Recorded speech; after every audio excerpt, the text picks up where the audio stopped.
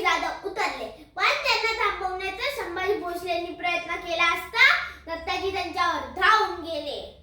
त्यामुळे स्वतःच्या संरक्षणासाठी केलेल्या हल्ल्यात दत्ताजींचा वध झाला.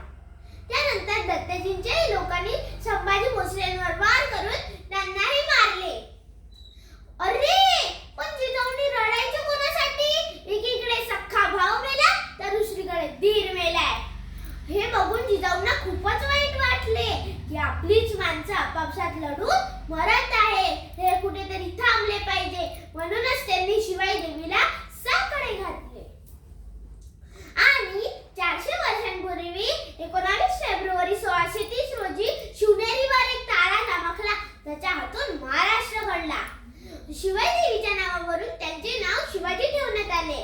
ते लहानपणीपासूनच अत्यंत हुशार व कुशाग्र बुद्धीचे होते. त्यांना लहानपणी जिजाऊ राम कृष्णाच्या गोष्टी सांगायच्या. संत ज्ञानेश्वर एकनाथ महाराजांचे अभंग म्हणून दाखवायच्या. ते लहानपणी घोड्यावर बसणे, तलवार चालवणे, किल्ले मालवणे असे अनेक खेळ खेळत असत. दादोजी कोंडदेवांनी शिवबाला युद्ध कलेत व शस्त्र कलेत पारंगत केले व जिजाऊंनी त्यांना राजकारण, धार्मिकता, सर्वधर्म समभाव, न्याय, नेतृत्व ची शिकवण दिली व वडील शहाजी राजांकडून शौर्याचा वारसा मिळाला. आणि ही शिकवण त्यांना पुढे चलून स्वराज्य स्थापन करण्यासाठी प्रेरित करते.